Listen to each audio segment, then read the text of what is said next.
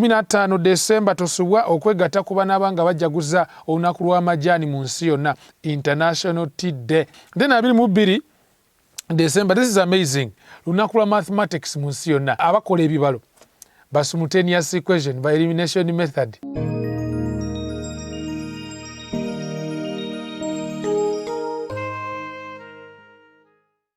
Omulungi atulaba, eno yemanya Bayibuli buli week, nange na Sani Matovu, omwana omunagomba ate nga mpanga ya musale Ssaabasajja eri e Buddu.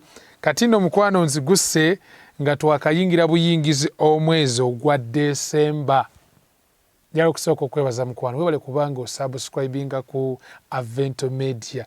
Gwe watannaba kusubscribinga nkukubiriza mukwano, subscribe to Avento Media obeere ng'ofuna notifications ku bipya bye tuba tuleese buli week. Kubanga eno manya Bayibuli buli week ekuba kutuukako nga tukulaga amawulire agagenda mu maaso mu bisaawe eby'enjawulo okwetoola ensi yonna ne wano mu ggwanga lyaffe erya Uganda, ate nga mu kiseera kye kimu tukulagana biki Bayibuli byeyogera ku ebyo bigenda mu maaso, because Yesu Kristo yagamba nti bwe mulabanga ebyo nga bitandudde okubeerawo mutunulanga waggulu. Lwaki?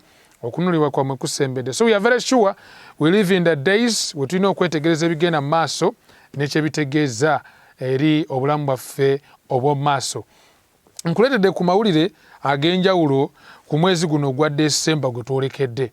Balira obadde okimanyi nti omwezi ogwa December tegwasooka kubanga mwezi gwa 12, gwasooka kuba mwezi gwa 10.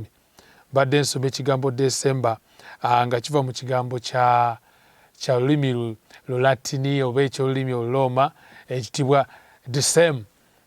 Kyali kitegeeza ki? 10. Gwali mwezi gwa 10 nga gwatandika n'ennaku z'omwezi 29. Naye oluvannyuma ku mulembe gwa Julian Caesar n'ayongerako n'agamba nedda ku Julian kalenda n'agwongereka ne gufa gw'ennaku 31. Ate ne guba nga gwe mwezi oguggalawo omwaka nga guweza emyezi 12. Kale nno ebitonotono bye njagadde okutegeezaako, naye ng'omwezi guno gwa December gutandika okumanyibwa mu mwaka ogwa 750 BC.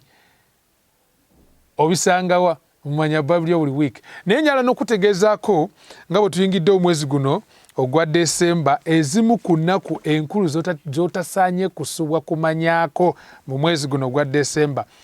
1st of December, AIDS Day, lunaku lwa mukenenya okwetolola ensi yonna. Ngenda kulwogerako mu maaso katono awo. 2nd December, lunaku lwe bajjukirirako okuwera okutunda abantu, the abolition of slavery. Kyetandika ddi? Mwaka ogwa 1949 UN etandika okujjukira olunaku luno. Ng'ennaku z'omwezi 15 December tosubwa okwegatta ku bana banga bajaguza olunaku lw'amajaani mu nsi yonna, International Tea Day. Lwatandika ddi okujaguzibwa mu mwaka gwa 2005 n'otuuka leero bagenda maaso n'okujaguza olunaku olw'amajaani mu nsi yonna. Era abalimi b'amajaani n'abalinga abo mubeegatteko ng'ennaku z'omwezi 15 omwezi ogwa December. Then 22 December, this is amazing, lunaku lwa mathematics mu nsi yonna, National Mathematics, International Mathematics Day. Abakola ebibalo ba simultaneous equation by elimination method ba vectors. Then 22 December, this is amazing, lunaku lwa mathematics mu nsi yonna, lunaku lwa kujaguza lwa kujjukira nnyo olunaku olw'ebibalo olwa mathematics. N'abakristaayo nabo bategera ebibalo ebiri mu bunnabbi, nammwe temwerabira nga 22 December. Olunaku olulala lwotagwanye kusubwa kujjukira mu mwezi guno gwa December, tulina 24th, that is carols, Christmas carols wetuzitegerere nnyo. Ate 23 nga tunatuuka ku 24 mukitegera bulungi nnyo bali abapiwanugi. Luba lunaku lwa kusala bisolo ki? Mbizi. Ate 24 ne babanga basala nte. 25 ne basekukulu yennyini. Bayira lunaku lwa 25 olwo lulina ebyewunyisa. Ng'ogyeko in fact, ng'ogyeko kuba nti Christmas. Mu byafaayo bya 25 December, mwaka ogwa 8 BC, Bakaisaali mwe basooka okuyitibwa bakatonda. That is 48 BC, 25th of December. Oyina history gwenjagadde okwako mu bufunze mu mwezi guno ogwa December. Kati ngenda kuba ate nkutwala ne maaso obadde okimanyi nti omwezi ogwa 25 December era lunaku olwa Good Governance Day, International Good Governance Day. Yego okitegera otya ekyo? Let me know in the comment section. International Good Governance Day golutegera otya? 26 December waliyo Boxing Day, ate 31 is the New Year's Eve. Tuba tuwelekera mwaka mujja. Naye olwanjagadde njogereko mbufunze ku the first day of December, nga lumu December, olunaku nga lumu December, AIDS Day, olunaku lwa siriimu oba olwa mukenenya okwetoola ensi yonna. Mbadde ntunulira ebitonotono ku byogerwa ku siriimu okwetoola ensi yonna. Research alaga nti abantu abataka wansi wa bukadde 38 mu nsi yonna be balina obulwadde buno obwa siriimu oba obwa mukenenya, so nga ate kubo obukadde 36 bambi bantu bakulu, akakadde kamu mu emitwalo 8 abo baana bato okuva ku myaka 15 kudda wansi. Ebitundu 81 eby'abantu mu nsi yonna basobodde okukeberebwa ne baba nga bategeera bulungi kye bayita their HIV status, whether positive oba negative. So nno bannaye kambajjukize ne kino mikwano gyange batulaba siriimu akyatambula, akyabuna, nga tujjukira nga lumu AIDS Day. Teweerabira siriimu akyali mu kutambula, awenywe, atambula mu nsi yonna. Mbadde ntulano nga balaga nti 1.7 million ye y'abantu abasobola okufuna ekirwadde kino ekya siriimu mu mwaka ogwa 2019, ate abaafa siriimu atta n'okutta emitwalo 69 be baafa mu 2019, naye ng'ekibasse bwali bulwadde buno obwa HIV AIDS oba siriimu.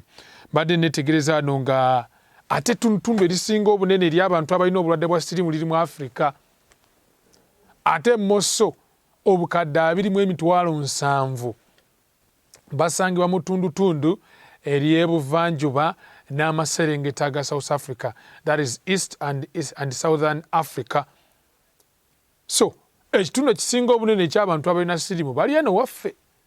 So tubeere beegendereza, si lwakubagamba nti twebereremu, kubanga embeera munnange oyinza okulowooza nti eringa eyakendeera naye ate kino kikusena.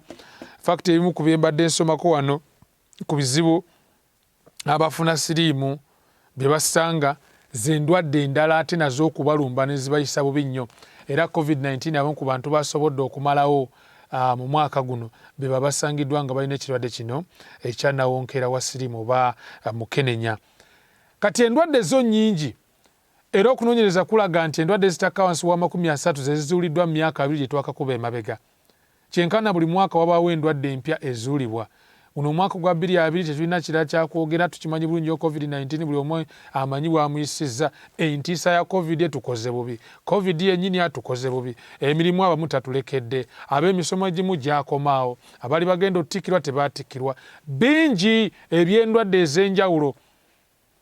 But the question comes, endwadde zino zitegeeza ki? Obadde okimanyi nti endwadde zongera kutujjukiza nti ebiseera bitulimu biseera bya nkomerero. Yesu Kristo bw'aba ayogera ku biseera by'enkomerero bigenda okufaanana, ayogera mu Mateyo 24 olunyiriri olw'omusanvu, n'agamba nti walibaawo entalo, kabaka alirumba kabaka. N'ayogera ku njala mu bifo ebitali bimu ebikankano. Kale n'amala eri mu Luka 21 olunyiriri 11 n'agamba nti walibaawo enjala ne mu bifo ebitali bimu kawumpuli. Zino ndwadde mu biseera eby'enkomerero. Ate Kristo akinyweza n'alaga nti endwadde zino zigenda kweyongera nnyo. Bw'osoma Bayibuli ng'egamba nti luno lwe lubereberye okulaba ennaku. Bayirawo badde okimanyi nti ku kibonyoobonyo ekisooka mu bibonyoobonyo 7 byogerako mu kitabo kyakubikkulirwa essula y'e16 olunyiriri olwokubiri, ekibonyoobonyo ekigenda otutuuka ku balina enkovu y'ensolo n'ekifaananyi kyayo. Bayibuli eraga nti bagenda kufuna ebbwa eddene. Zino zonna ndwadde. Kwegamba olaba nga ensi okubanga erimu endwadde, kamu ku bubonero bwongera otukakasa ki nti we are living in the last days. Era ye Pawulo mu kitabo kya Timoseewo ebbaluwa ey'okubiri essula 3 olunyiriri olusooka agamba nti tegeera kino nga mu nnaku ez'enkomerero okulaba ennaku kulijja. Butuufu okulaba ennaku tukulabye olw'endwadde. Ennaku abantu gye bayitamu olw'endwadde. Naye kati ono Siriimu olwaleero AIDS Day. Siriimu alese amaka g'abantu nga gaba singles. Alese bamulekwa bangi Siriimu. Alese bangi abataliko mwasirizi. Abamu bawambiddwa amaka gaabwe ne gasigalawo because of HIV. Toyinza kubala bizibu Siriimu byalekedde bantu. You too can tell me, goinayo byomanyi oba oliawo. Tell us in the comment section. Bizibu ki byomanyi Siriimu byalese. Naye ngeza kugamba nti Pawulo kyeyalaba mu biseera by'enkomerero kiri mu kutuukirira in the name of the spread of diseases. Nti okulaba ennaku kulijja mu biseera eby'enkomerero. Naye ate twala n'okumanya mu bufunze nga tuwunzika. Who is behind diseases? Ani ali emabega w'endwadde zino ezeeyongera obweyongezi olwaleero? Well, sigenda kugesinga Bayibuli etegeeza mu kitabo kya Yobu essula 2:7 nti Sitaani n'agenda n'alwaza Yobu amayute okuva ku bigere okutuuka ku bwezinge bw'oku mutwe. Someone who is behind disease ayagala okulwaza abantu ajja gye bali ng'omusawo naye ng'abaleetedde endwadde is not other than the devil himself. Sitaani akozesa abantu ab'enjawulo abaagala okwerowoozaako naye ng'abantu ali mu kubasenkenya n'endwadde ez'enjawulo. Era mukwano nja kutegeeza ng'oyita mu bulumi obw'enjawulo oyinza okuba ng'oli mulwadde oli eyo saagala onyigire Katonda ali emabega w'endwadde si mulala wabula Sitaani. Kati mu kuwunzika njala kuwunzika ntya? Nze kaneebaze Yesu Kristo. Kubanga newankubadde nga Sitaani yajja okuleeta endwadde ate Yesu Kristo yajja tube n'obulamu obungi ddala. Bw'osoma Yokaana essula 10:10 laga bulungi nnyo nti nze najja zibe n'obulamu.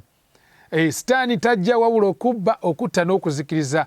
Naye Kristo agamba nze najja zibe n'obulamu obungi ddala. Era Yesu Kristo bw'anaakomawo ku bire nga bwe tuli mu kiseera nti anaatera okudda agenda kutuwa emibiri egitafa, emibiri egitakaddiwa, emibiri egitavunda, moso mukwano gwange ali eyo mulwadde emibiri egitalwala. Bw'osoma eri mu Bakolinso ekisooka essula 15 olunyiro lwa 5 otuukira ddala ku lwa 5:5 ekyo akiraga bulungi nnyo ng'akirambulula n'akulaga nti really guno oguvunda gugenda kuweebwa, gugenda kwambala ogutavunda, guno ogufa gugenda kwambala ogutafa. Oluzungu lukozesa ekigambo this which is corruptible is going to put on the incorruption. Ate guno oguli moto ogufa gwambale oguli immortal. Tulyoke tugambe okufa nti okulumako kuli luuyiwa. Ekiseera ekyo mukwano saagala okisubwe.